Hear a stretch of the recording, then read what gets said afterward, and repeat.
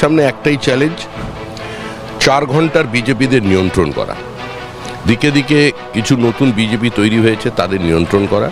এদিকে ক্ষমতার মসনদে বর্ষর কিছুদিন যেতে না যেতেই পশ্চিমবঙ্গের বিধানসভা নির্বাচনে 207টি আসনে জয় হয়ে সরকার গঠন করেন বিজেপি সরকার।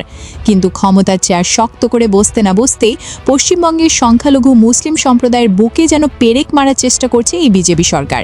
নিজের দোষ আড়াল করতে এক এক সময় এক এক মন্তব্য এবং অহেতুক হিন্দু মুসলিমদের সাথে দাঙ্গা লাগার চেষ্টা করছে এই বিজেপি সরকারের মুখ্যমন্ত্রী শুভেন্দু অধিকারী। সূত্রের রেশ ধরে জানা যায়, কলকাতায় রাস্তায় জুমার নামাজ আদায় নিয়ে পুলিশ এবং স্থানীয় মুসল্লিদের মধ্যে বাগবিতণ্ডা এবং উত্তেজনার ঘটনা ঘটেছে। শুক্রবার 15 মে দুপুরের রাজাবাজার ক্রসিংয়ে কিছু সংখ্যক মুসলিম সম্প্রদায়ের মানুষেরা রাস্তাতেই জুমার নামাজ আদায় করতে শুরু করেন। এই সময় পশ্চিমবঙ্গ সরকারের নির্দেশিকা অনুযায়ী রাস্তায় নামাজ পড়া বা রাস্তা অবরুদ্ধ করা নিষিদ্ধ হওয়ায় পুলিশ মুসল্লিদের সরিয়ে দেওয়ার চেষ্টা করে। পরে পুলিশের সঙ্গে মুসল্লিদের বাগবিতণ্ডা করায় উত্তেজনা ছড়িয়ে পড়ে এবং বিশৃঙ্খল পরিস্থিতির সৃষ্টি হয়। এদিকে এই ঘটনার খবর পেয়ে রাজাবাজার এলাকায় স্থানীয় থানার বিপুল সংখ্যক পুলিশ সদস্য ও কেন্দ্রীয় বাহিনী পৌঁছায়। এই সময় পরিস্থিতি আরও জটিল আকার ধারণ করায় পুলিশের কয়েকজন উচ্চপদস্থ কর্মকর্তারা ঘটনাস্থলে পৌঁছে পরিস্থিতি শান্ত করেন।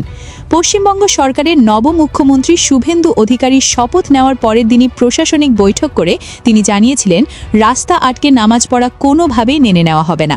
পাশাপাশি ধর্মীয় স্থানের লাউড স্পিকারের শব্দ নিয়েও কড়া অবস্থানের কথা বলেছিলেন তিনি। শুভেন্দু অধিকারীর শপথ নেওয়ার পর থেকেই একের পর এক অরাজকতা করার চেষ্টা করছে ভিতরে ভিতরে এই সংখ্যালঘু মুসলিমদেরকে ঘিরে বিজেপি সরকার।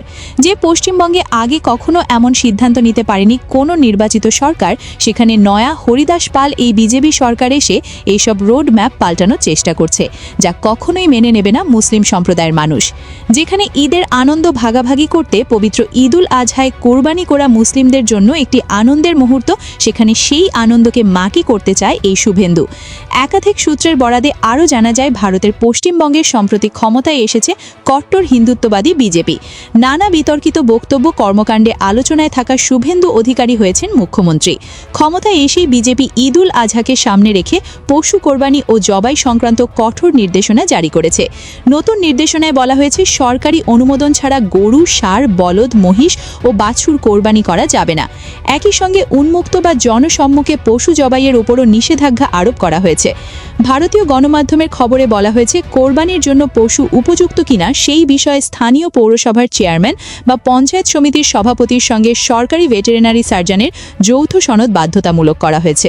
সনদে উল্লেখ থাকতে হবে, পশুটি 14 বছরের বেশি বয়সী অথবা কাজ ও প্রজননের অযোগ্য।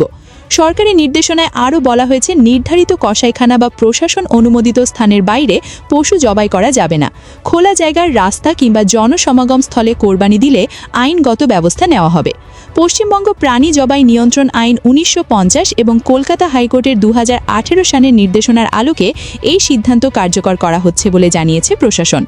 আইন ভঙ্গ করলে সর্বোচ্চ 6 মাসের কারাদণ্ড, 1000 রুপি জরিমানা অথবা উভয় দণ্ড হতে পারে। অপরাধগুলোকে আমলযোগ্য হিসেবে উল্লেখ করা হয়েছে।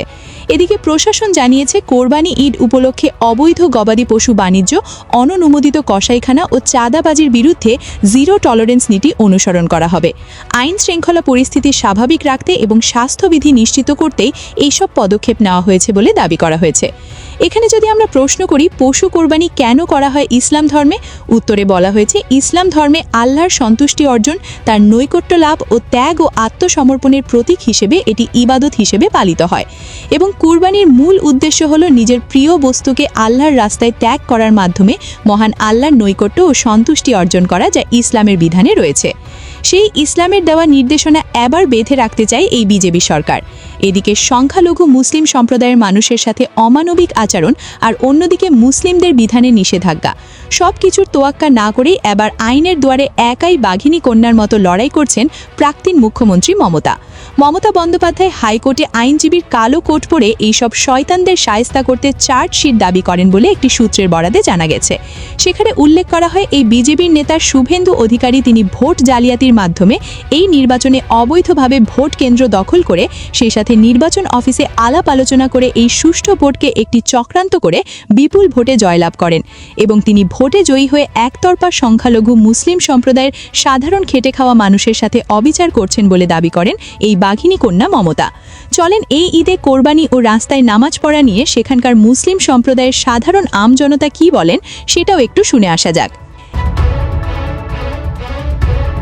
হয়তো কেন মুসলমানদের চিমটি কাটছে, কুরবানির বিষয়ে মুসলমানদের প্রতি চাপিয়ে দেওয়া হচ্ছে। কুরবানি হবে, হতেই হবে, যেভাবে হবে আমরা দেখব। যে এখন মানুষের কাছে মুদ্রা গরুর গোশ খেতে পারবো হ্যাঁ কি না। আরে রুজি রুটি শিক্ষা চাকরি ব্যবস্থা কথা ভাবুন, কথা বুঝে আসছে। আপনার যা পছন্দ, আপনার দেশ আপনাকে খাবার রাইট দিয়েছে, আপনি খাবেন। শুধু একটা আতঙ্ক তৈরি করা, এই আতঙ্ক তৈরি করে দিয়ে ওই যে যত বড় বড় কোম্পানি আছে সে কোম্পানিতে যাতে এই গরুকে সাপ্লাই করা যায়, এটা একটা পরিকল্পনা। আর এই রাস্তায় আপনাকে প্রেশান করবে তারা। আপনি যদি এগুলোকে গুরুত্ব না দেন তাহলে দেখবেন ওরা আস্তে আস্তে প্রেশান করা থেকে পিছপা হয়ে যাচ্ছে।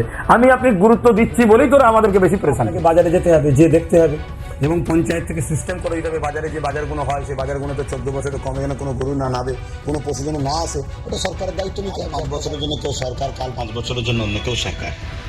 সরকার যদি ক্ষমতায় আসার পরে কোনো সংবিধান বিরোধী বা কোনো ধর্মীয় ভাবাবেগে আঘাত দেয়, সেটার জন্য আইন ব্যবস্থা, সংবিধানই আমাদেরকে রাইট দিয়েছে আন্দোলন করার, সেটা আলাদা রাস্তা।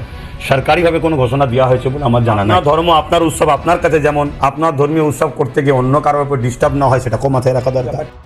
আল্লাহ সীমা লঙ্ঘনকারীকে আল্লাহ পছন্দ করে না। যাই হোক, ভারতের পশ্চিমবঙ্গের নবনির্বাচিত মুখ্যমন্ত্রী শুভেন্দু অধিকারী ক্ষমতায় আসার পরে তিনি এই যে পর্যায় একের পর এক মুসলমান বিদ্বেষী কর্মকাণ্ড, এমনকি ভারত বাংলাদেশের সীমান্ত নিয়ে যে উত্তেজনা বিরাজমান করেছেন, একের পর এক পদক্ষেপ নিচ্ছেন, যে পদক্ষেপের মধ্য দিয়ে বাংলাদেশ এবং ভারতের মুসলমানদের উপরে একটা মানে কি বলবো, পরোক্ষভাবে নির্যাতন করতেছেন কেন্দ্রীয় সরকার বা সরকারের নিয়ন্ত্রণে।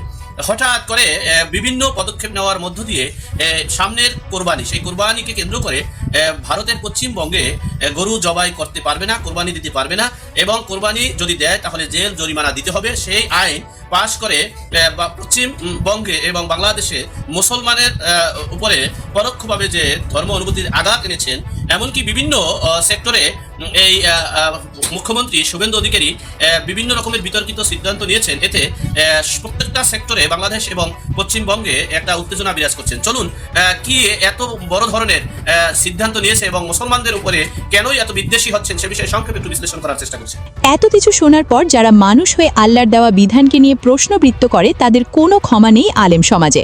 এই বিজেপির নবনির্বাচিত নেতা বর্তমান মুখ্যমন্ত্রী শুভেন্দু অধিকারীর আগামী দিনে অবস্থা ভয়াবহ হবে বলে জানিয়েছেন মুসলিম সমাজের সাধারণ জনতা। সো প্রাণপ্রিয় ভিউয়ার্স, এই নবনির্বাচিত পশ্চিমবঙ্গের মুখ্যমন্ত্রী শুভেন্দু অধিকারীর এইসব নিয়মকানুন আপনার কাছে কতটা যৌক্তিক তা জানিয়ে দিন কমেন্ট করে। সেই সাথে জানিয়ে দিন, এভাবে যদি এই পশ্চিমবঙ্গের মুখ্যমন্ত্রী শুভেন্দু অধিকারী নতুন নতুন নিয়মকানুন চালু করেন শুধু মুসলিম সমাজকে কেন্দ্র করে, তাহলে কি তিনি ক্ষমতায় টিকে থাকতে পারবেন কিনা জানিয়ে দিন নির্দ্বিধায় কমেন্টের ঘরে। আর এরকম নিত্য নতুন আপডেট খবর ও চুল ছেঁড়া বিশ্লেষণ করার সব তথ্য সবার আগে পেতে এই চ্যানেলটি সাবস্ক্রাইব করে রাখতে পারেন। ধন্যবাদ। এতক্ষণ ছিলেন ট্রেন্ডস নিউজ 69 ইউটিউব চ্যানেলের সাথে।